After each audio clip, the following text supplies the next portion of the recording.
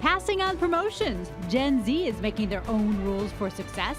We'll learn what motivates this generation in the workplace.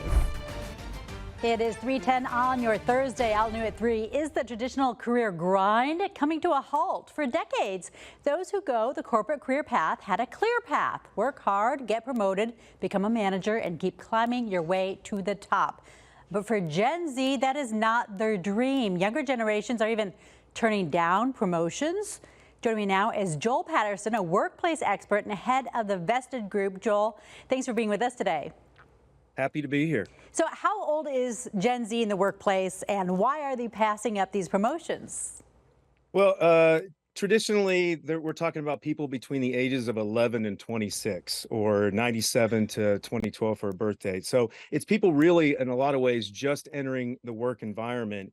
And the important thing is to recognize that they have different views on how success is measured. They're looking for meaningful work. They want flexibility. They want a work-life balance that they can be proud of, and they're not worried about the, climbing the corporate ladder that previous generations are always focused upon. What life experiences did they see growing up that kind of shifted their definition of success? And what does success mean for them now? Well, their life experiences are all digital. And I think they're digital natives and they get a lot of their information from there.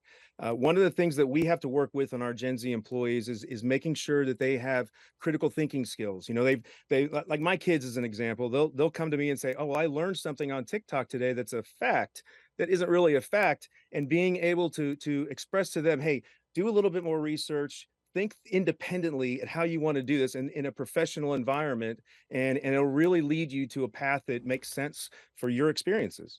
So those managers who are managing Gen Z, how do they best manage them? Well, this is important. So the first thing I would say is that those managers have to recognize that the problem might be them.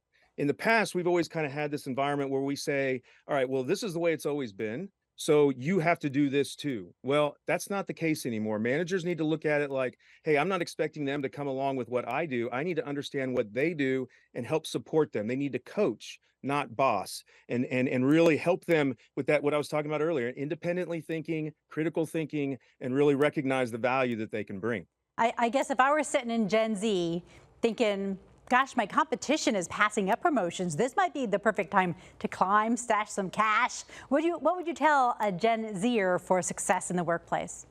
Well, you're absolutely right. Anytime there's any kind of conflict that creates opportunity, and for them, I'd encourage them to find a place that really allows you to control what your path is, knowing full well that you want things probably like mentorship, you want learning opportunities, you want somewhere that's entrepreneurial that allows you to sort of be control of your own destiny.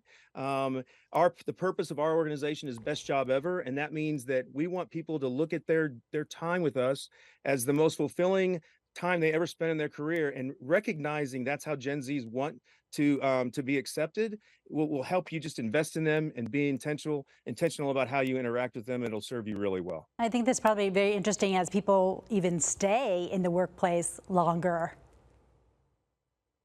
Oh yeah, absolutely. I mean, we want that, right? I mean, it's way more expensive to recruit a new employee than it is to make sure that your current one is engaged and productive. So take that time and like I said, be intentional about it, because that's oftentimes the hardest part. Just one-on-one, invest in them and see what they're up to, and how you can help support what they're trying to accomplish. All right, Joel Patterson with the Vested Group. Thank you so much.